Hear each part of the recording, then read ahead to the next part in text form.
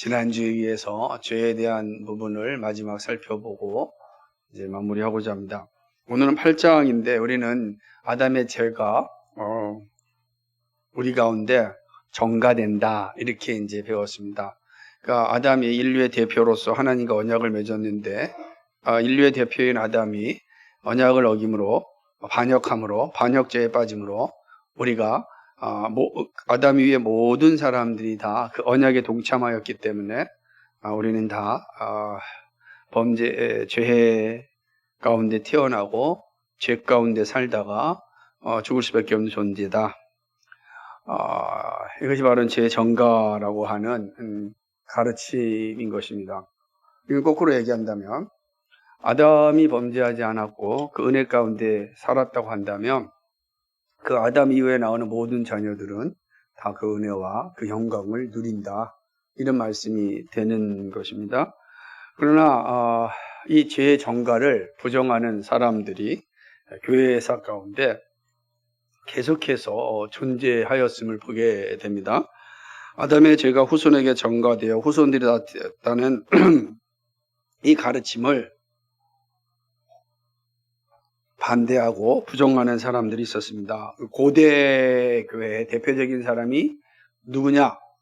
바로 펠라기우스라고 하는 사람입니다. 그러니까 고대에는 펠라기우스라고 하는 이 사람은 어거스틴과 같은 시대를 살았던 사람입니다. 그러니까 354년에 418년이니까 4세기, 5세기잖아요. 그럼 이제 4세기, 5세기라고 하는 거는 초대교회가 이제 가장 이제 건강하게 세워지고 확산되어지는 시점이었습니다. 근데 이때 이제 이단들이 이제 나타나게 되게 되죠. 초대교회 각종 이단들, 말시온주의라든지 또 마르시온주의자든지 그 영주주의자들인데 이런 사람들이 나타날 뿐만 아니라 동시에 이제 가장 강력한 이 세력이 이제 바로 펠라기오스입니다. 펠라기오스는 고대로부터 시작해서 끝나는 것이 아니라 종교개혁 당시에도 큰 영향을 주고 있고 오늘도 펠라기우스의 생각은 여전히 살아있는 걸 보입니다. 그러니까 4세기, 5세기에 나왔던 이 생각들이 21세기에도 여전히 논의되고 있다라고 하니까 얼마나 대단한 영향력을 미치고 있는 사람이겠습니까? 그래서 펠라기우스랑 강력하게 대적했던 신학자가 바로 우리가 잘 알고 있는 아우구스티누스라고 할 수가 있습니다. 이 펠라기우스는 이 죄의 전가 교리를 부정하면서 이렇게 이야기합니다. 아담이 죽은 것은 사람이 죽는 것은 아담의 원죄 때문이 아니라 사람의 구조, 흙으로 만들어졌기 때문에 죽는다. 사람이 죽는 건 아담의 죄 때문이 아니고 사람 자체가 흙으로 만들어졌기 때문에 다 흙으로 돌아가는 것이다. 이렇게 이야기하였습니다. 그러니까 아담의 죄도 후손에게 전가되는 것이 아니고 단지 모방에 의하여서 받아들일 뿐이다. 그러니까 우리가 지금 짓고 있는 죄는 아담이 지은 죄의 모방이다. 라고 하니까 우리가 스스로 죄 짓는 거지 아담의 죄 때문에 우리가 죄 가운데 태어나거나 죄를 짓는 게 아니다. 이렇게 이야기하는 것이죠. 그래서 이 펠라기우스 같은 사람은 자기가 스스로 구원에 이를 수 있다. 우리가 열심을 다해 선을 행하면 구원에 이를 수 있다라고 하는 이런 이제 행위 구원을 아주 강조한 사람이기도 이제 하는 것입니다. 그러니까 펠라기우스라는 이 사람의 생각은 고대 교회를 흔들었고 많은 이제 영향을 이제 미치게 되었습니다. 이러한 것들이 이제 계속 논쟁 가운데 있다가 종교개혁 시대에 또다시 나타나게 되는데 종교개혁 때는 이제 소시누스라고 하는 이제 이단이 나타나게 됩니다. 소시누스주의자들이다 이렇게 이야기를 해요. 근데 이 소시누스주의자들도 죄의 전가와 죄 때문에 죽음이 도입되었다. 그걸 반대합니다. 그러니까 우리 죽음이 도입된 건 이 죄 때문이 아니다.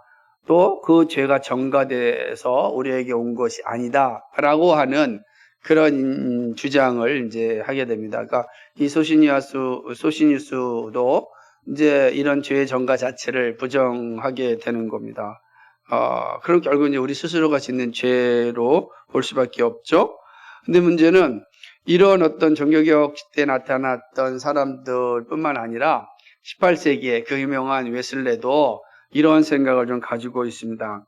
그러니까 죄의 전가와 그로 인한 죽음을 반대하였습니다. 그는 이 웨슬레가 주장하기를 사람이 죽는 것은 아담의 죄 때문이 아니고 자기의 죄 때문에 얘기한 겁니다. 다 똑같은 거죠. 그러니까 펠라기오스처럼 우리가 지금 펠라기오스는 사람이 흙으로 지어졌으니까 죽는다. 근데 소시니우스는 또 죄의 전가를 부정하였고 이제 웨슬레 그 유명한 웨슬레도 말하기를 죄의 전가 때문에 우리 죽는 것이 아니고 우리가 지은 죄 때문에 죽는다라고 하는 거예요. 그래서 여기서 이제 우리가 웨슬레도 그래서 알미니안주의를 이제 받아들여 가지고 행위를 통하여 얻는 구원을 이제 말할 수밖에 없는 그렇게 되는 거죠. 그런 모습들이 보여지는 거죠. 더구나 그리스도의 공로로 아담에게서 내려오는 죄가가 모든 사람에게서 면제되었다. 이렇게 이제 보여집니다. 그리스도의 공로로 우리는 아담에서 우리 내려온 모든 죄가가 다 사라졌다라고 이야기하는 것이죠. 그러니까 따라서 누구도 아담의 죄 때문에 죽지 않는다. 왜냐하면 예수님께서 십자가에서 우리의 모든 죄를 다 없애버렸으니 아담으로부터 내려온 죄를 예수님이 없애버렸어요. 그러니까 그 이후에 나오는 모든 사람들의 죽음이라는 건 자기 죄 때문에 죽는 거다. 얘기합니다. 예, 여러분 잘 들으셔야 돼.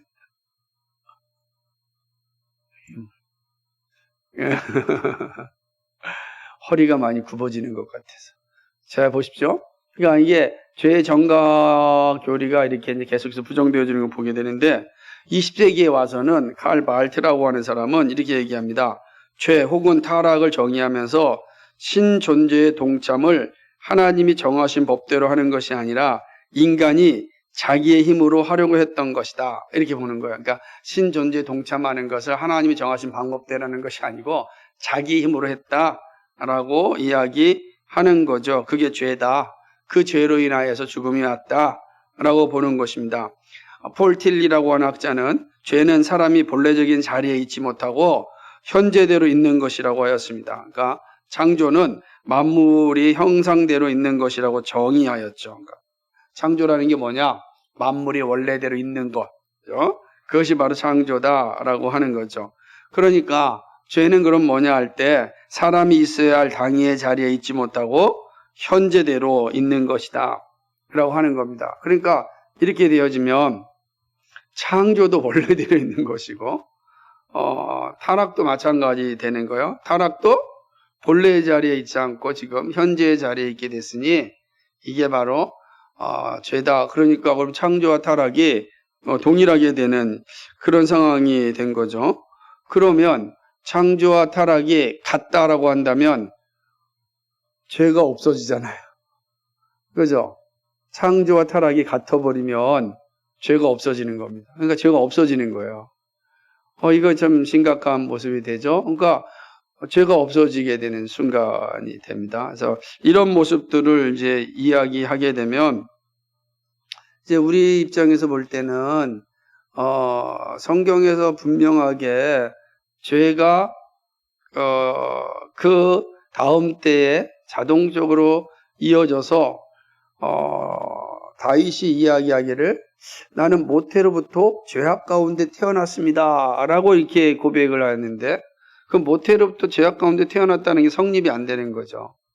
창조 자체가 창조와 타락이 같으면 그게 어떻게 창조가 있고 타락이 있어야 죄가 존재해서 타락이 있어야 되는데 창조와 타락이 같아 버리면 어디에 죄가 성립하겠습니까? 없어지게 되는 이상한 구조가 만들어지는 거죠. 그래서 죄가 없다 이렇게 돼버리게 되는 겁니다. 죄가 없으면 뭐가 없습니까? 죽음도 없다라고 하는 거죠. 폴 틸리 같은 사람이 나중에 죽을 때 그냥 마지막 이제 임종 때 눈을 감고 있으니까 옆에 있던 이 간호사든지 이제 의식을 얘기하면 이제 뭐라 그랬습니까? 죽음을 지키는 호스피스 같은 분이 목사님 지금 기도하고 계십니까? 이렇게 물어봤대요. 그랬더니 이 폴틸리가 대답하기를 나는 기도하 무슨 기도냐고 명상하고 있는 중이라. 그러니까요. 그래서 예수 믿지 않는 사람이죠. 이제 나중에 이제 이런 모습들을 보게 되면 죽음 자체에 대한 인식이 다른 거죠. 그렇게 된다라고 하는 거죠. 칼라노는 당연히 이제 너무 캐톨릭 신학자인데 그도 마찬가지로 이야기하게 되었습니다. 그러니까 이거 좀 어려운 표현이라 제가 설명하지 않고 그냥 넘어가도록 하겠습니다. 그러니까 이런 것들을 얘기하면은 고대로부터 시작해서 현대에 이르기까지 죄 전가를 부정하는 사람들이 너무 많습니다. 그러나 성경이 가르치면 어떤 거냐? 아담은 인류의 머리 대표로 범죄했기 때문에 대표자의 범죄가 전체의 범죄가 되는 것입니다. 이 전가는 자연적으로 이루어진 것이 아니고 언약 체결의 법에 의해서 이루어졌다. 그러니까 무슨 우리의 유전처럼 이렇게 흘러오는 것이 아니라 언약 체결의 법으로 이루어진 겁니다. 그러니까 이걸 잘 이해하셔야 돼요. 그러니까 당연히 뭐 이렇게 유전돼서 온다 할 때도 그 유전도 언약 체결의 법에 의하여서 모든 죄가 우리에게 전가되었다라고 하는 것이죠. 그러니까 이 죄의 전가를 부정하는 시도가 수없이 있었지만 성경은 명백하게 우리에게 가르치기를 죄는 전가된다라고 하는 것입니다. 자, 이제 9장에 들어가서 죄로 육신이 된 인간의 존재를 생각해 보겠습니다. 사람이 처음 창조되었을 때 영혼을 가진 육체가 아니라 생명의 혼이었습니다. 생명의 혼, 그죠? 창세기에 보게 되면 생명의 혼인데, 생명은 육체의 생명의 혼을 가진 정도가 아니라 혼 혹은 영의 방식으로 사는 존재를 말합니다. 그러니까 첫사람은 영의 방식으로 사는 존재, 영혼의 방식으로 사는 존재가 이제 사람이 모습이다라고 하는 것이죠. 이게 영혼을 가진 육체가 아닙니다. 이거 이제 영혼을 가진 육체의 의미가 아니라 그 자체가 생명의 혼이다. 그러니까 예를 들면 그 영의 방식으로 사는 존재가 바로 첫 번째 창조된 존재였다라고 하는 것이죠. 그러니까 이 구분이 조금 애매모호하지만 이제 뒤에 가면 생각해 봅시다.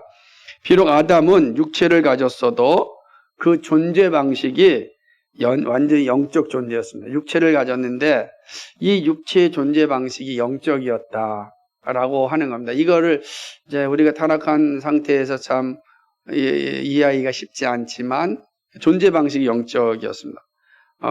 그러나 이제 그가 타락하고 난 뒤에는 존재 방식이 완전히 바뀌어 버립니다. 그러니까 방식이 바뀌는 건데 어떻게 바뀌었는가? 그러니까 이제 이 죄로 말미암아 아담뿐만 아니라 모든 이제 후손들, 오늘 우리들 얘기한 모든 후손들이 다 이 존재 방식이 바뀌었습니다.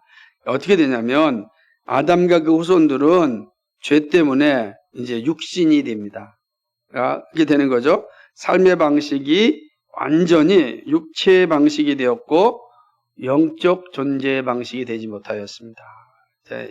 또 이게 어떤 내용인가 이제 뒤에 가면 살펴볼 텐데 서론적으로 생각해 보셔야 돼요. 그러니까 자, 타락 첫 번째 창조되었을 때 아담의 존재 방식은 영적이었단 말이에요. 그런데 타락한 이후에 아담의 존재 방식은 육체적이 됐다. 육신이 되었다라고 하는 존재 방식 자체가 영적에서 육신으로 바뀌게 되는 겁니다.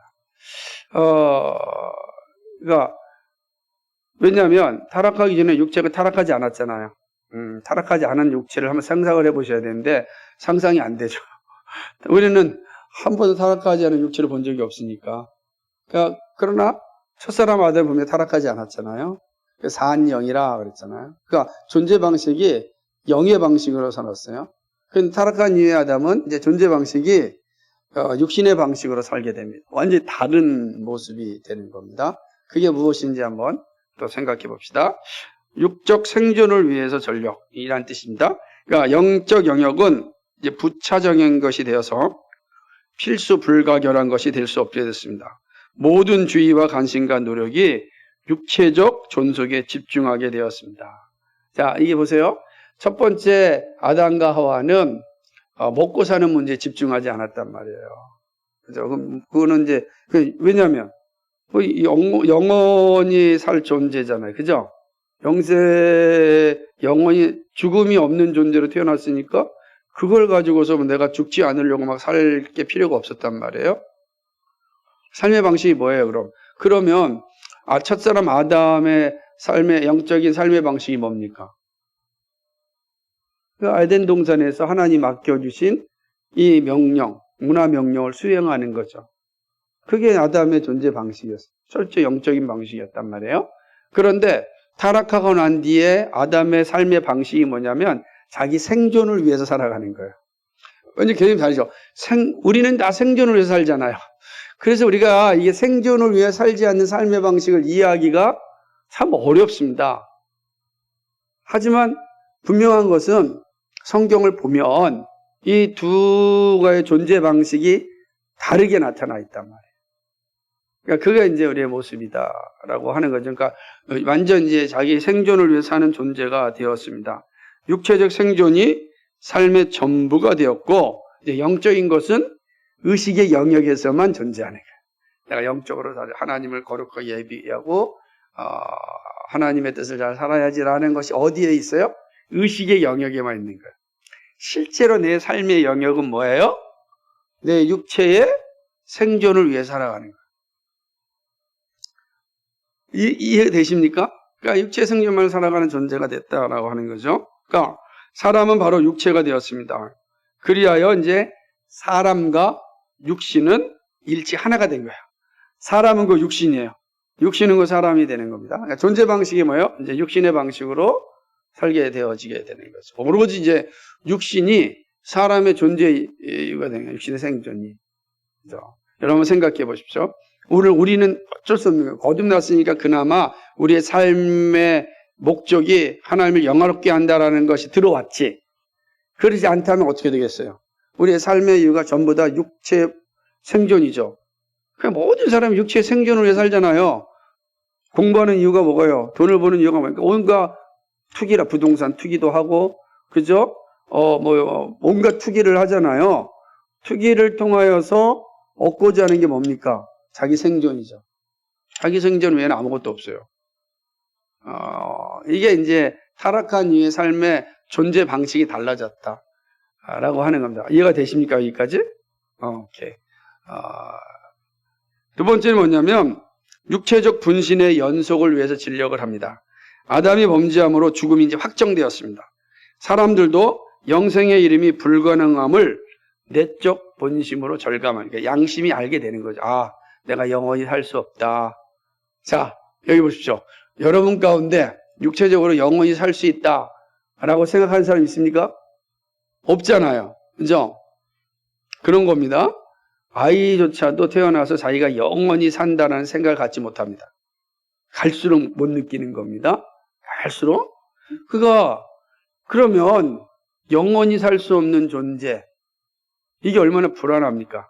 내가 여러분 열심히 일해가지고 돈 벌고 어떤 결과물을 가졌는데 그것이 다 사라질 거다 생각한다면 어떻게 살 수 있겠습니까? 그죠? 내가 열심히 했는데 모든 것들이 다 사라집니다. 그러니까 이제 본능적으로 자기의 자식을 이어가는 것을 이제 바른 도리라고 생각합니다. 내가 열심히 해서 한 것을 다음 세대에 물려주고 그 다음 세대에 물려줌으로 내가 영원히 산다 이런 생각을 하는 거예요. 그래서 다 자식에게 집착할 수밖에 없는 겁니다. 자식이 정말로 이제 그런 존재가 되는 거죠. 이게 우리 인간의 한계, 인간의 존재 모습이죠. 그래서 자식이 없는 사람들의 삶은 마지막에 가면은 참 어두울 수밖에 없는 거죠. 이제 자기로 끝나는 거니까. 그러니까 그러지 못합니다. 다 자손을 낳으려고 하는 거죠. 그래서 이제 많은 자녀들을 가진 것이 자신에게 복이다. 이게 고대엔 그렇게 생각했어요. 많은 자식을 갖는 건 복이다라고 하는. 지금도 만약에 이제 그 삶의 문제가 다 해결된다 그러면 자식 낳는 거에 대해서 두려워하지 않죠. 우리가 지금 청년들이 결혼하지 않고 자녀를 낳지 않는 이유 중에 하나가 뭡니까? 경제적 문제라 그러잖아요. 어쨌든 외적으로 경제적 문제가 아마 해결된다면 우리 얼마 아이 낳겠다. 그 중에 대표적인 건 집 하나씩만 주라. 아기 낳겠다. 이렇게 얘기하는 거 아니겠어요? 이제 앞으로 대선에 나올 사람들은 신혼부부에게 1억이 준다는 말에서 이제 프리미엄이 붙어가지고 2억씩 주겠다. 이렇게 말하지 않을까. 그럴 것 같은 생각이 들 정도로 참 우리가 사는 세상이 참 팍팍하고 어려운 시대에서 그런 모습을 보고 있다는 거죠. 그러니까 이제 그게 이제 육체의 생존 방식으로 바뀐 겁니다. 세 번째는 육적 쾌락과 만족이 삶의 최상의 목표가 되는 겁니다. 사람은 자기 배를 채우게 되면 쾌락을 원합니다. 쉬고 평안하면서 육체적 즐거움을 바랍니다. 사람은요, 한 번 맛본 쾌락을 벗어나지 못해요. 그 여러분 마치 이게 뭐냐면 마약과 같은 거예요. 여러분도 한 번 쾌락을 맛보면 거기서 헤어나지 못합니다. 한 번 맛있는 음식 먹으면 계속 맛집 찾아다니는 겁니다. 이 되게 이게 못 벗어나요, 잘. 그래서 자발적 불편을 산다는 게 이건 진짜 어마어마한 투쟁이거든요. 힘듭니다. 여기 되어 있습니다. 여러 종류의 쾌락이 있지만 1차적 추구는 뭐냐? 육체적 쾌락입니다. 그죠? 자기의 능력이 하는 한 모든 수단을 동원하여서 쾌락을 즐기려고 합니다. 돈이 없으니까 못 즐기는 거예요. 이기는 겁니다. 그러니까 나에게 주어진 만큼 여러 쾌락을 즐기는 겁니다. 이 안에서.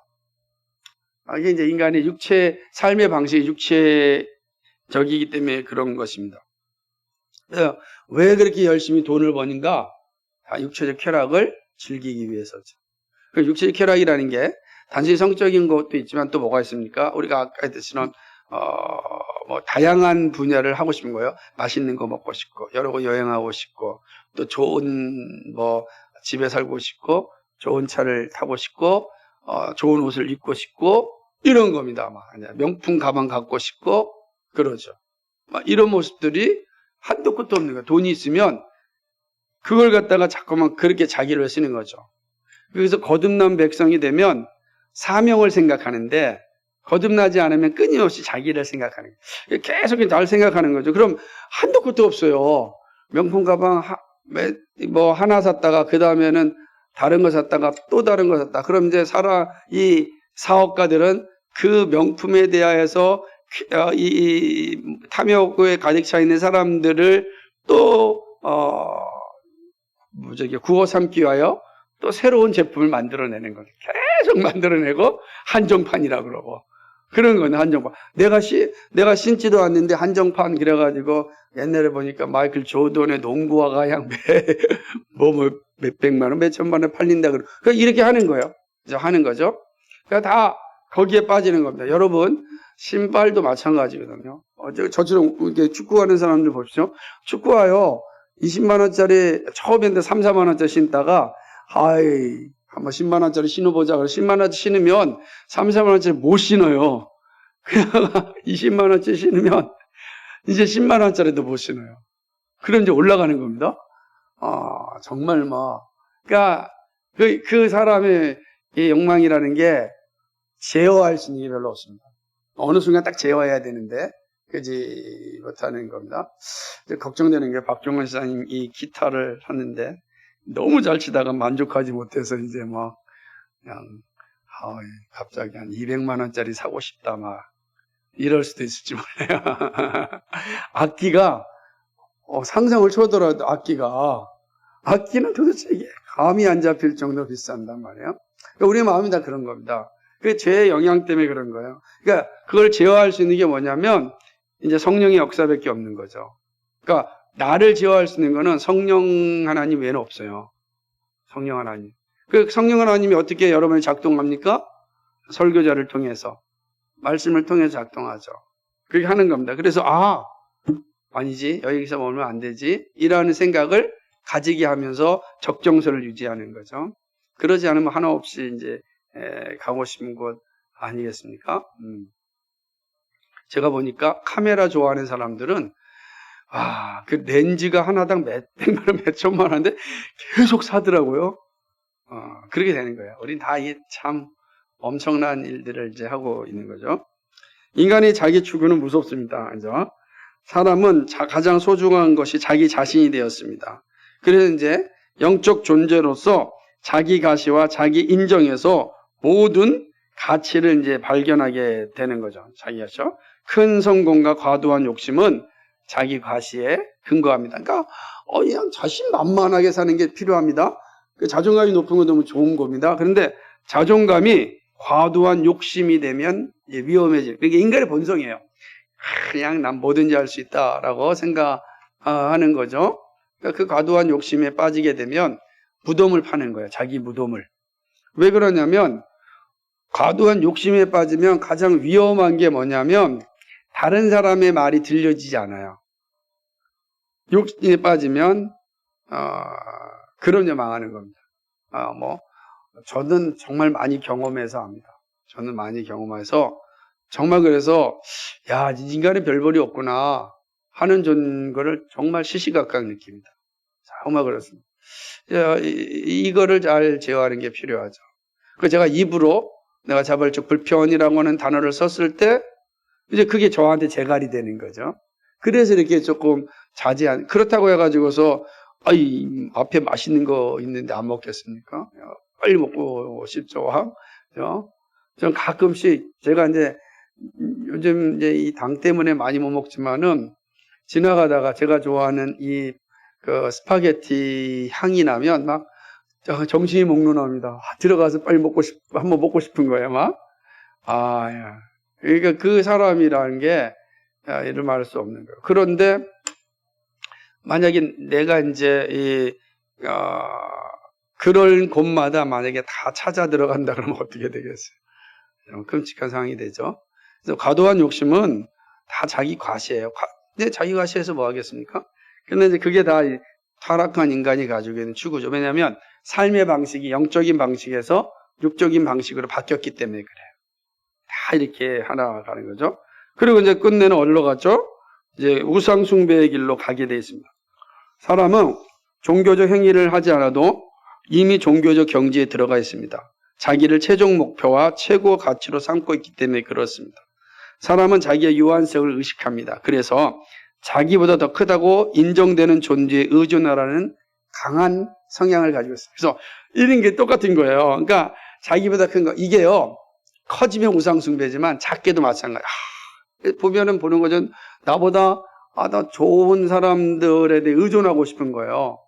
여러분 생각을 해보세요.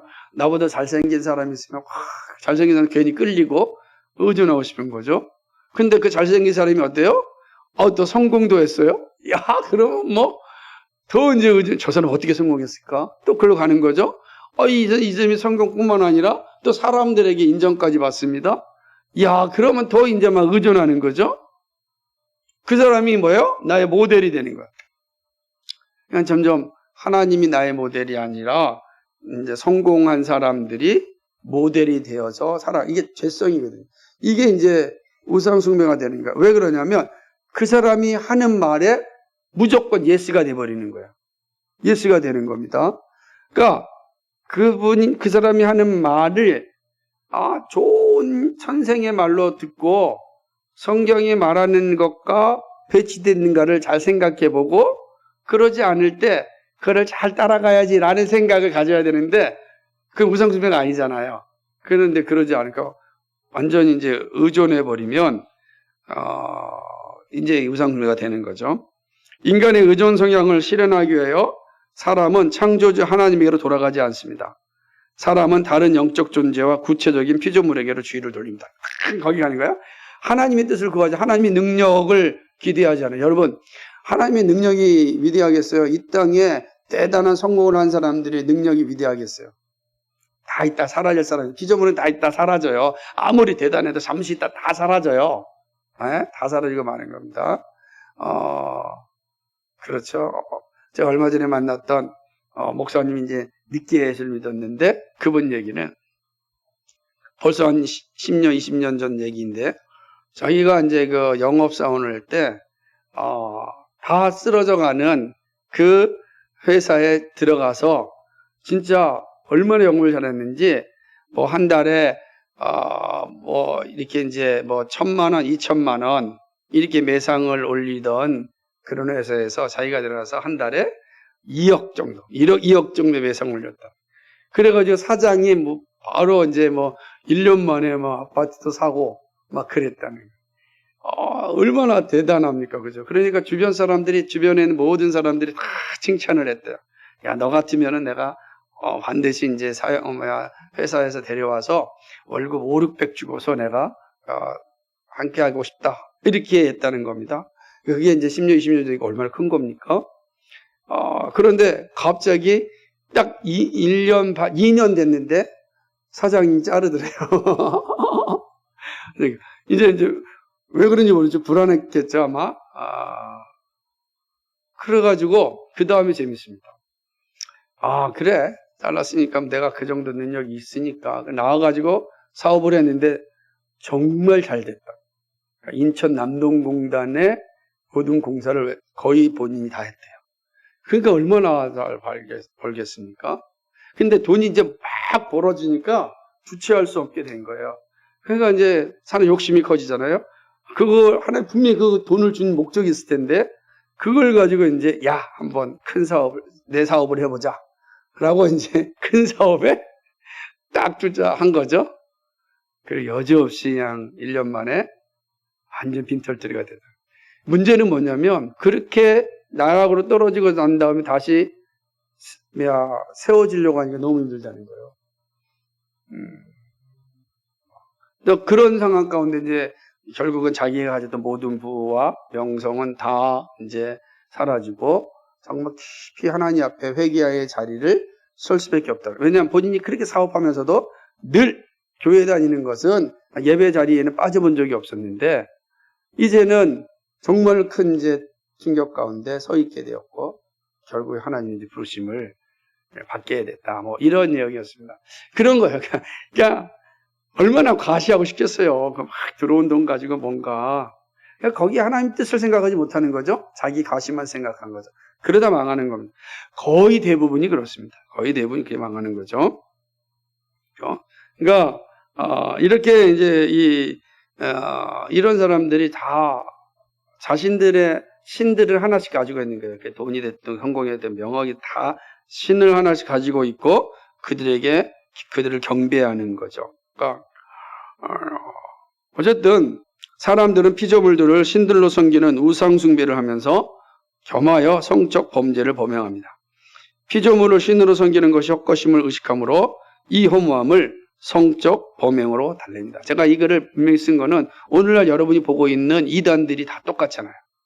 여러분, 이단들이 처음부터 성적 범행을 저질러지 않았습니다.